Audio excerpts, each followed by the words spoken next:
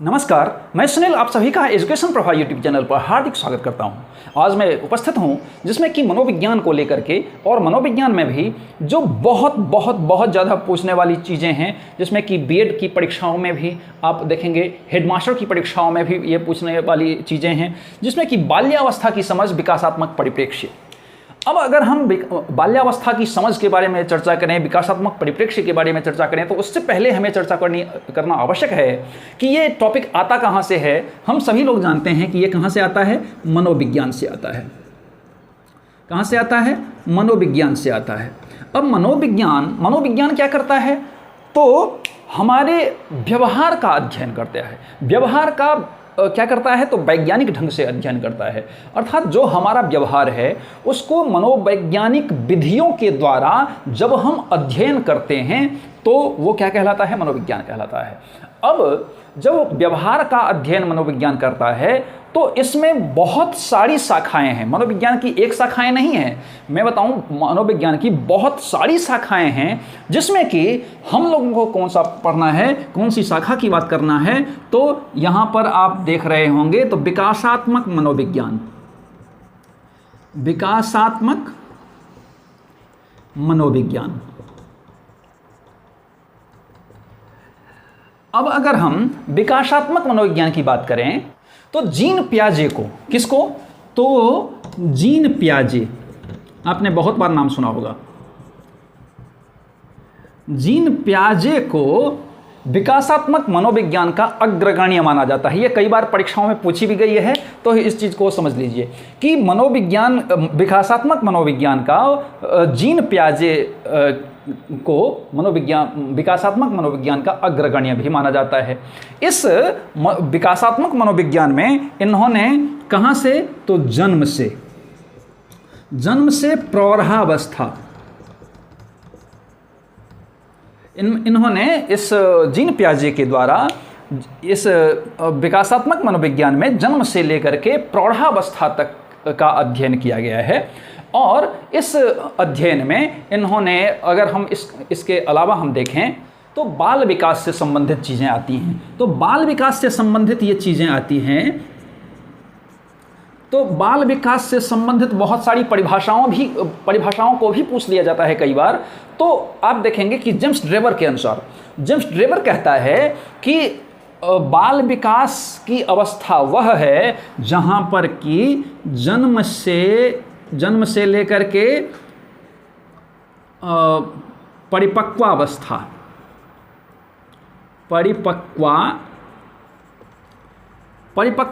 तक का अध्ययन किया जाता है। अब जन्म से लेकर के परिपक्वावस्था तक का अध्ययन किया जाता है, इन्होंने ये परिभाषा दिया है जेम्स ड्रेवर ने। तो क्या इसको सही माना जाएगा? तो आप कन्फ्यूज हो जाएंगे कि मुझे क्या पता कि इसको सही माना जाएगा, नहीं माना जाएगा। तो इसको सही नहीं माना जाएगा, इसको सही नहीं माना जाएगा। क्यों? क्योंकि विकास केवल जन्म से नहीं होता। विकास कब से शुरुआत हो जाती है? तो जन्म के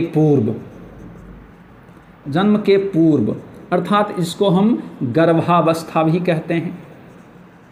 गर्भावस्था से ही विकास प्रारंभ हो जाता है। तो बहुत ही बेहतर, और कई बार एग्जाम में पूछा गया है क्रो एंड क्रो की परिभाषा बहुत ज़्यादा प्रचलित है और कई बार एग्जाम में पूछा गया है कि बाल विकास हम किसको कहें? तो ये गर्भावस्था से लेकर के प्रौढ़ावस्था, या इन्होंने कहा है कि गर्भावस्था से लेकर के प्रारंभिक जो किशोरावस्था है वहाँ तक का जहाँ पर अध्ययन किया जाता है, हम उसको बाल विकास की श्रेणी में रखते हैं। कहाँ तक? तो इन्होंने क्रो के द्वारा कहा गया कि गर्भावस्था से प्रारंभिक किशोरावस्था तक की अवस्था को बाल विकास की संज्ञा इन्होंने दी है। अब इसके अलावा भी बहुत सारी परिभाषाएं हैं, लेकिन बहुत ज़्यादा वो महत्वपूर्ण नहीं है। जो महत्वपूर्ण है उसको हम लोग पढ़ेंगे। तो बाल विकास की बारे में अगर हम देखें तो बाल विकास के बारे में हम अगर देखें तो कमेनियस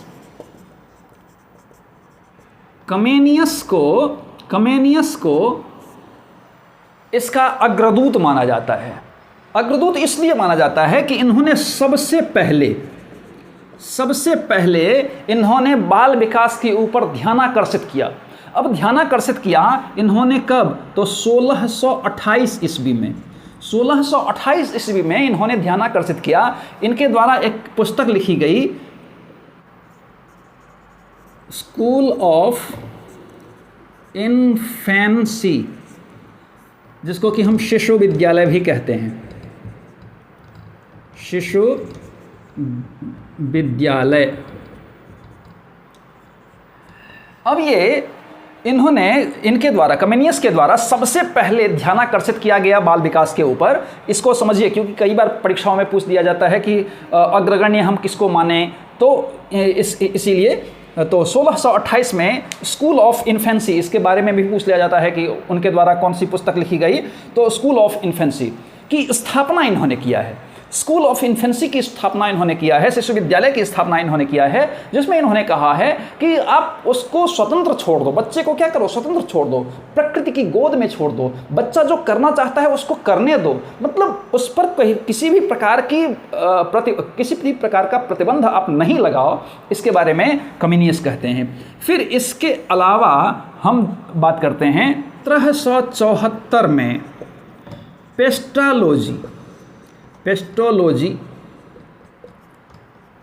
पेस्टोलॉजी के द्वारा इस बाल विकास का वैज्ञानिक अध्ययन किया गया। क्या?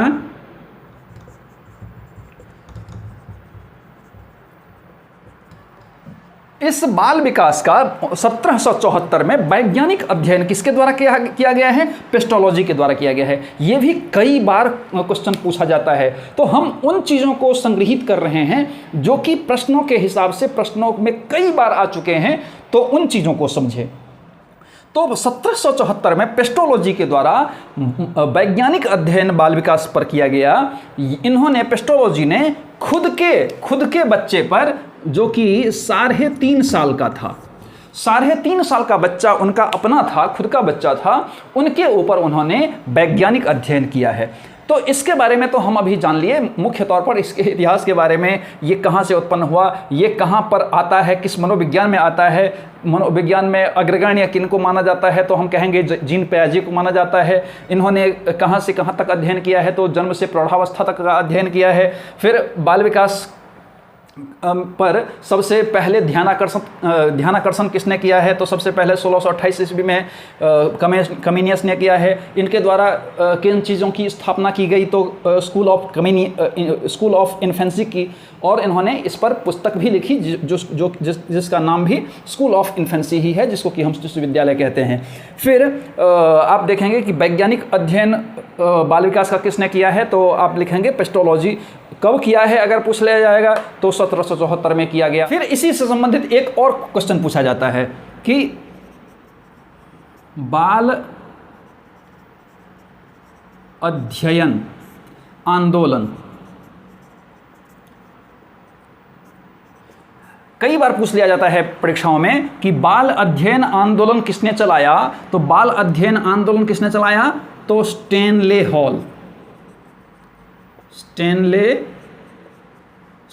हॉल ने। कब चलाया? 1893 में। कहाँ चलाया? अमेरिका में चलाया। इनके द्वारा 2 समितियां बनाई गईं। किनके द्वारा? स्टैनले हॉल के द्वारा 2 समितियां बनाई गई।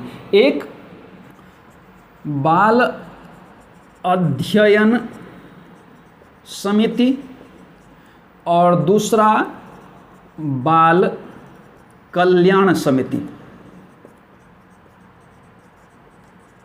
बाल कल्याण समिति, ये भी कई बार क्वेश्चन पूछा गया है कि बाल अध्ययन आंदोलन किसने चलाया? तो स्टैनले हॉल ने चलाया, 1893 में चलाया, अमेरिका में चलाया। इनके द्वारा 2 समितियों की स्थापना की गई, जो कि एक समिति है बाल अध्ययन समिति और दूसरा है बाल कल्याण समिति।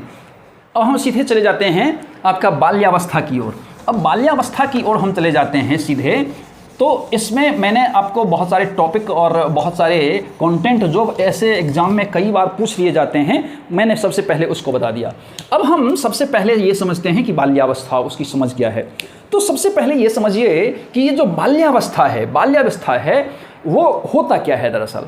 तो ये शैशवावस्था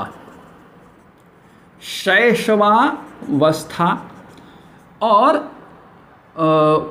किशोरावस्था,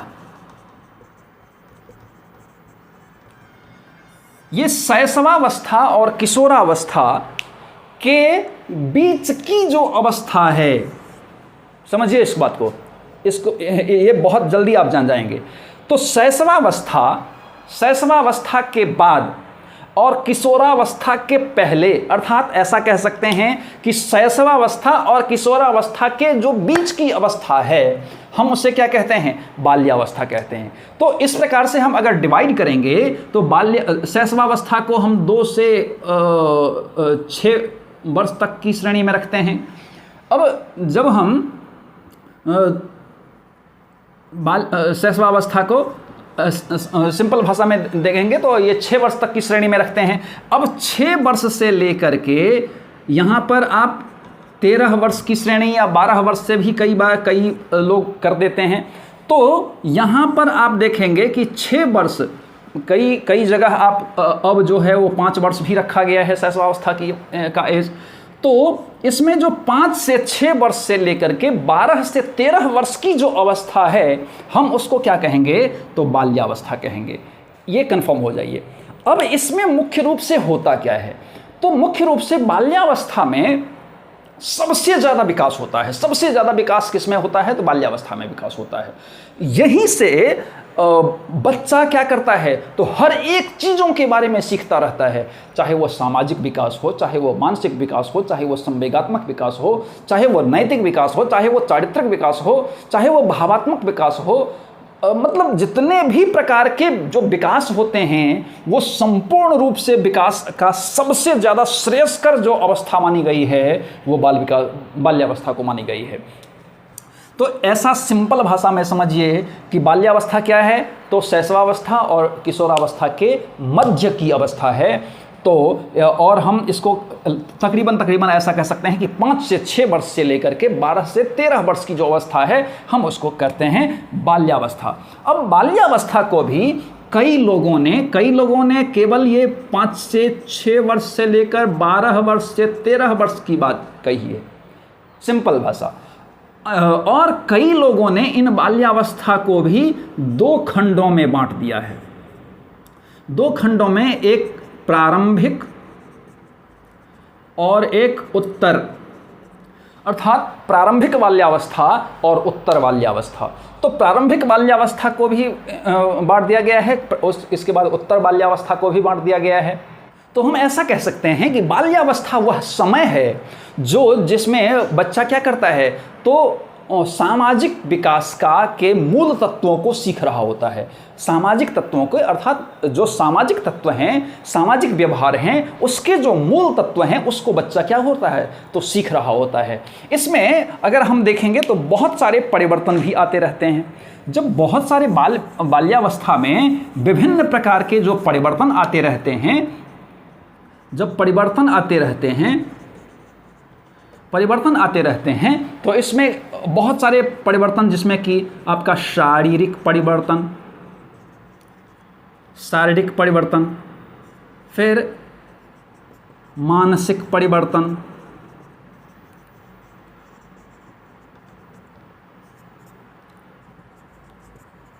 जिज्ञासा की प्रबलता, इसके अलावा संग्रह करने की प्रवृत्ति, रचनात्मक कार्यों में आनंद, फिर सामूहिक भावना का विकास,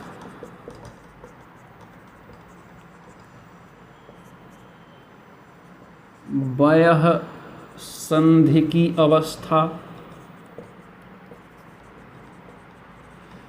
आप देखेंगे तो बहुत सारे चेंजेस इसमें आते हैं, बहुत महत्वपूर्ण चेंजेस आते हैं इस बाल्यावस्था में। तो बहुत सारे परिवर्तन जो आते हैं उसमें शारीरिक परिवर्तन बहुत मुख्य है।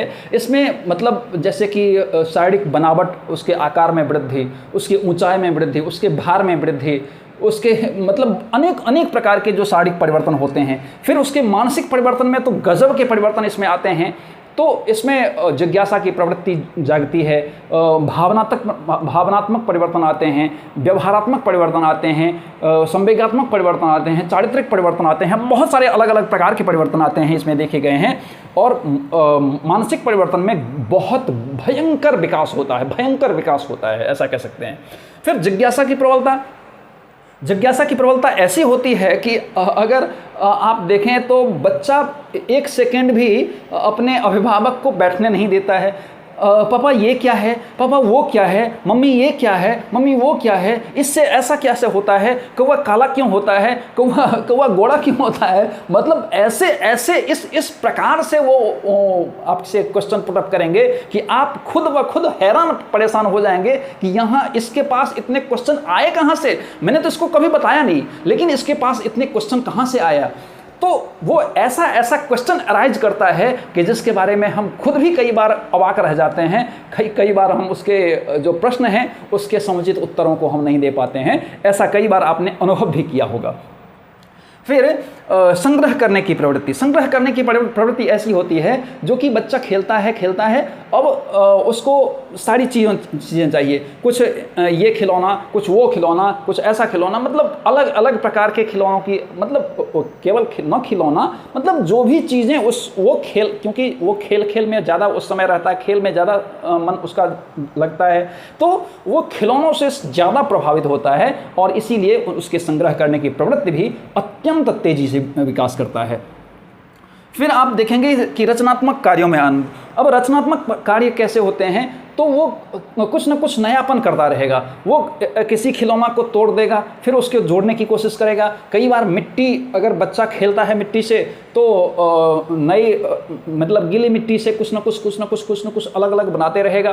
तो इस प्रकार के अलग अलग प्रकार से रचनात्मक कार्य बच्चों में देखे जाते हैं। फिर सामूहिक भावना का विकास इसमें ये होता है कि बच्चा अपने वय के उम्र के साथ ज़्यादा खेलना पसंद करता है, या अगर देखेंगे तो सबके साथ, मतलब एक प्रकार से दादा हैं उनके, दादी हैं उनके, या माता हैं उनके, फूफा हैं उनको, मतलब जो भी है सबके साथ बच्चा क्या करता है, तो एक प्रकार से सामाजिकता के साथ रहना पसंद करता है।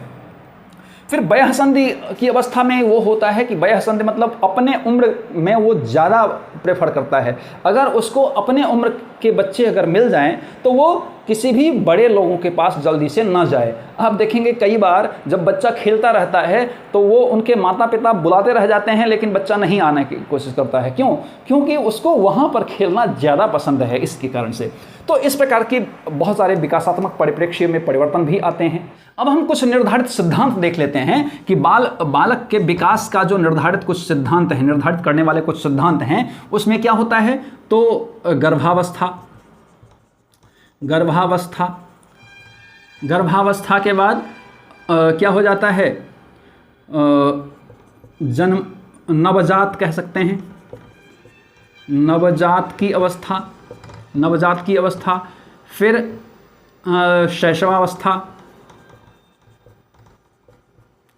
शैशवावस्था के बाद पूर्व बाल्यावस्था के बाद उत्तर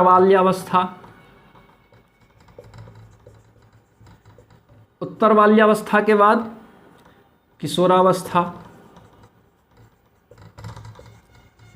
किशोरावस्था के बाद प्रौढ़ावस्था।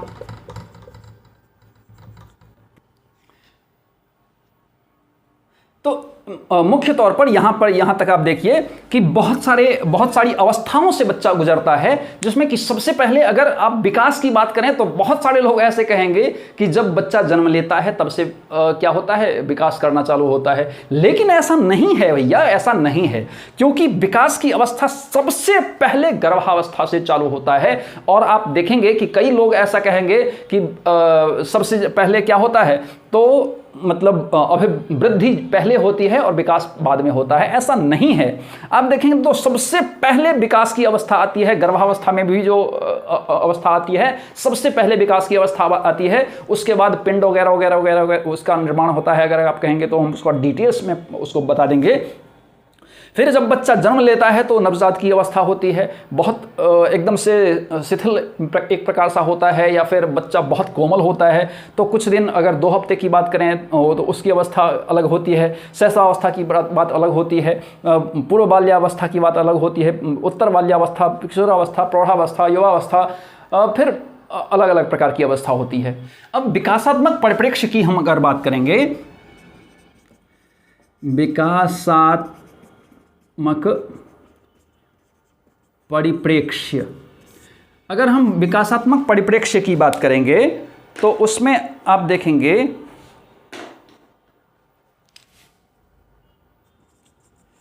विकास परिपक्वता व अधिगम का फल है। फिर दूसरा, विकास का क्रम निश्चित होता है, यह सामान्य से विशिष्ट की ओर होता है।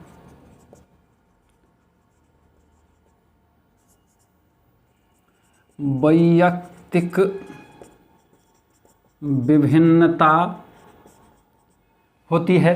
अब हम देखेंगे कि इसमें विकास की जो अवस्था होती है वो परिपक्वता व अधिगम का प्रतिफल है। वो विकास क्या है तो परिपक्वता और अधिगम, जो भी हमने सीखा है, और जब हमने सीख लिया कोई भी चीज़ हम जब सीख लेते हैं तो उसमें हम परिपक्व हो जाते हैं। चाहे अगर हम पढ़ाई कर रहे हैं या अगर पढ़ा रहे हैं, जब हम पहली बार पढ़ा रहे होते हैं तो वो हम लर्न कर रहे होते हैं, हमें ठीक ढंग से बोलना नहीं आता, चलना नहीं आता, कैसे बात करें वो नहीं आता, बहुत सारी चीज़ें होती हैं। लेकिन जब हम कई वर्षों तक जब हम पढ़ा लेते हैं तो उसमें हम परिपक्व हो जाते हैं, तो हम बड़े ही क्या हो जाते हैं, बहुत एकदम से शानदार तरीके से हम उन चीज़ों को पढ़ा लेते हैं। तो क्या होता है तो परिपक्वता और अधिगम का वो प्रतिफल होता है। विकास का क्रम निश्चित होता है। ऐसा नहीं कि पहले आप छत की सीढ़ी पर छत में ऊपर के तले पर पैर दे देंगे, उसके बाद आप नीचे के तले पर पैर देंगे, ऐसा नहीं होता है। अगर आपको जाना है छत के ऊपर तो आपको नीचे से ही क्रमशः जाना होगा। कहने का मतलब है कि विकास का क्रम भी वही निश्चित ही होता है। ऐसा नहीं होगा कि पहले बच्चा प्रौढ़ावस्था में चला जाएगा, फिर शैशवावस्था में चला जाएगा, फिर किशोरावस्था में चला जाएगा, उसके बाद गर्भावस्था में जाएगा, ऐसा नहीं होता है। वो एकदम से निश्चित क्रम उसका निर्धारण किए हुआ है, उसी के अनुसार वो चलता रहता है। फिर वो सामान्य से विशिष्ट की ओर आता है। मतलब जो कुछ भी चीज़ें बच्चे में चलती रहती हैं वो सामान्य चलती रहते हैं, कुछ उसके बाद कुछ उसमें विशिष्टताएं आती हैं, तो उसका एक प्रतिफल अलग होता है। वैयक्तिक विभिन्नता ये निश्चित रूप से आप कह सकते हैं कि ये वंशानुक्रम और जो वातावरण होते हैं वो निर्धारण उसमें बहुत ज़्यादा होता है। इसीलिए आप देखते होंगे कि कोई बच्चा बहुत ज़्यादा जल्दी सीख लेता है, कोई बच्चा बहुत धीरे से सीखता है, कोई बच्चा सीख ही नहीं पाता है, कोई बच्चा सामान्य गति से सीखता है। तो ये क्या होता है तो वंशानुक्रम और वातावरण का उसका प्रतिफल होता है, जिसका असर उस पर होता है। तो ये सारी प्रक्रियाएं इसमें चलती रहते हैं। किसमें तो विकासात्मक परिप्रेक्ष्य में। अब कुछ हम बाल विकास के पक्ष को देख लेते हैं। तो बाल विकास के पक्ष, बाल विकास के पक्षों की अगर हम बात करें, शारीरिक व गतिक विकास, संज्ञानात्मक विकास,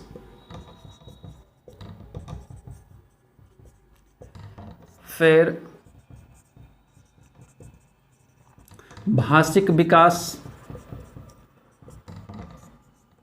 सामाजिक विकास, चारित्रिक विकास,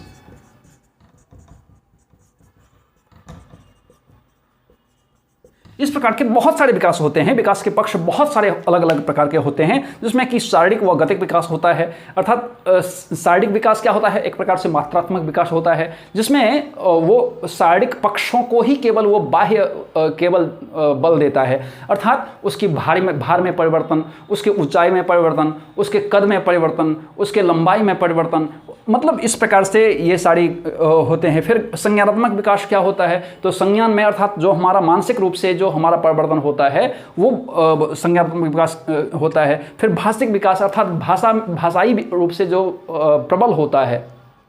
बच्चा आप देखेंगे कि जब 9-10 महीने का होता है, 11 महीने का होता है, तो कुछ एक शब्द 2 शब्द बोलता है, लेकिन जब वो साल 1.5 साल 2 साल का हो जाता है तो वो छोटे छोटे टुकड़ों में वाक्यों को बोलने लगता है। तो आप देखेंगे कि भाषिक विकास भी होता है। सामाजिक विकास होता ही है कि बच्चा जब धीरे धीरे अपने माता पिता के साथ, फिर उसके बाद अपनी टोली के साथ, अपने संगी साथी के साथ, फिर बच्चा जब स्कूल में जाता है तो बहुत सारे अलग अलग प्रकार के बच्चों के साथ जब खेलता कूदता बैठता लिखता खेलता है तो उसका क्या होता है, सामाजिक विकास होता है। चारित्रिक विकास होता है। तो चारित्रिक विकास में बहुत सारे पक्ष होते हैं, जिसमें कि हमारे घर का वातावरण कैसा है, फिर स्कूल का वातावरण कैसा है, फिर हमारे टोली का वातावरण कैसा है, हमारे आसपास के पड़ोसी का वातावरण कैसा है। ये सब बहुत सारी चीज़ें हैं जो कि चारित्रिक विकास में होता है। हमारा नैतिक विकास होता है, हमारा संवेगात्मक विकास होता है, हमारा भावात्मक विकास होता है। मतलब बहुत सारे अलग अलग पक्षों का विकास जो होता है उसमें ये सब सारी चीज़ें होती हैं। तो मुझे लगता है कि इन सारे पक्षों को देखने के बाद बाल्यावस्था की समझ और विकासात्मक परिप्रेक्ष्य जो है वो आपको बेहतर ढंग से समझ में आई होगी। इसी प्रकार से पढ़ने के लिए आप एजुकेशन प्रभाव यूट्यूब चैनल को सब्सक्राइब कीजिए, लाइक कीजिए, कमेंट कीजिए और साथ ही बेल आइकन को जरूर प्रेस कीजिए ताकि आपको आने वाला सभी वीडियो मिलती रहे। धन्यवाद।